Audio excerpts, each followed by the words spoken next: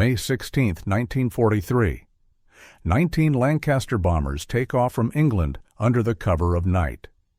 Their mission is unlike any other in World War II. They are carrying a weapon so secret its very existence has been denied, a bomb that skips across the water like a stone. Its target, 3 massive hydroelectric dams in the heart of Germany's Ruhr Valley, the industrial heartland of Hitler's war machine.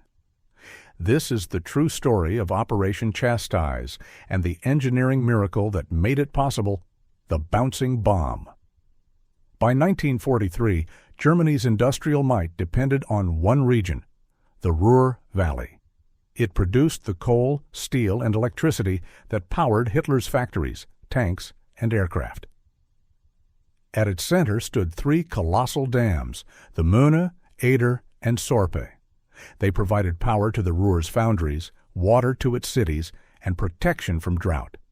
Destroying them could cripple German production for months. But there was a problem. The dams were huge, heavily reinforced, and protected by anti-aircraft guns. Conventional bombing was useless. Even the RAF's heaviest bombs couldn't penetrate the thick concrete. A new kind of weapon was needed, one that didn't exist. In 1942, an eccentric British inventor named Barnes Wallis believed he had the answer. Wallis was a visionary engineer at Vickers Aircraft, best known for designing the Wellington bomber. His idea was both simple and revolutionary.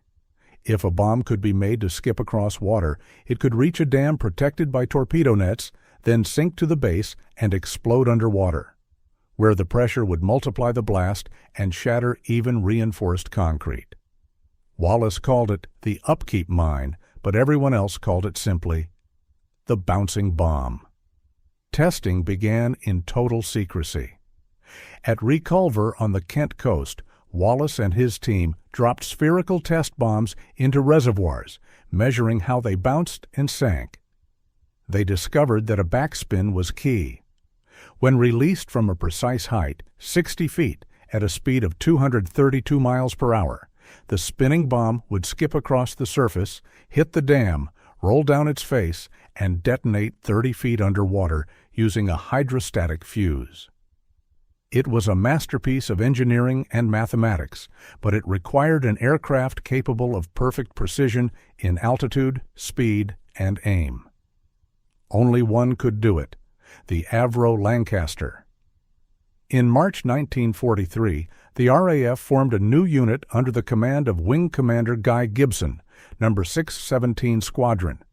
Its crews were hand-picked from across Bomber Command, the best navigators, pilots, and bomb aimers in the service. They were told only that they would be flying low-level night missions with a new weapon. The training was brutal. Lancasters skimmed just above treetops and over water at night, 60 feet above the surface, less than the height of a 4-story building. Any mistake meant instant death. At the same time, engineers worked feverishly to modify the aircraft. The bomb bay was open to carry the 9,250-pound upkeep mine, and a pair of converging spotlights beneath the fuselage helped pilots maintain the correct altitude. Every detail had to be perfect. On the evening of May 16, 1943, 133 men and 19 Lancasters took off from RAF Scampton. Their targets were the Möhne, Eder, and Sorpe dams, 3 fortresses of concrete nestled deep in German territory. They flew in 3 waves, navigating across occupied Europe at ultra-low altitude to avoid radar. Power lines and trees flashed beneath their wings. Many aircraft were lost before even reaching the targets. Just after midnight, Gibson's formation reached the Möhne Dam. Searchlights crisscrossed the sky as flak erupted from the shore. On his command, the bomb aimer released the first upkeep mine. It skipped 5 times across the water and exploded against the dam's face. 2 more followed. Then, on the 5th attack, the dam cracked.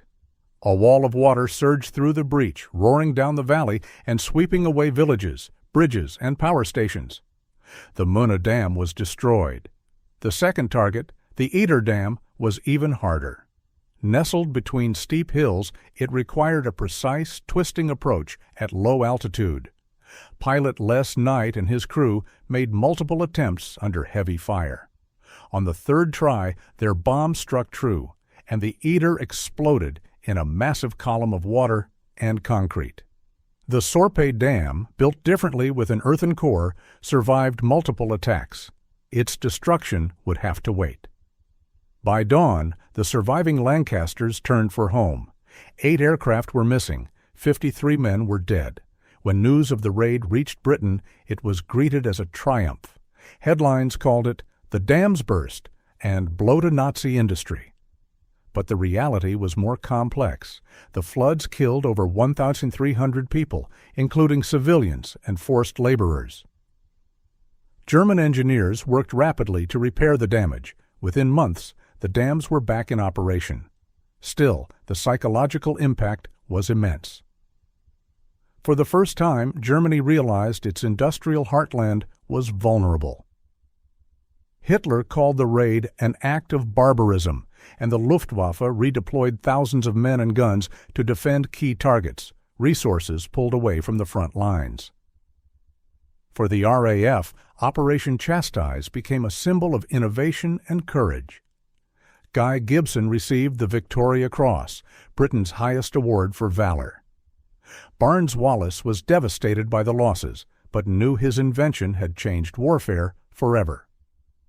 The principles behind the bouncing bomb led directly to the development of Wallis's later Tallboy and Grand Slam bombs, massive earthquake weapons that would destroy U-boat pens, railways, and even Hitler's last V-weapon sites. The Dambusters had proven something vital, that technology, precision, and bravery could turn the tide of war. Of the 133 men who flew that night, only 77 returned. 56 were killed, 3 captured. The survivors spoke little of what they'd done. Many said the true heroes were the men who never came back. Today, the names of the 617 Squadron aircrew are etched into the memorial at RAF Scampton, a reminder of sacrifice in pursuit of innovation. Operation Chastise was more than just a bombing raid.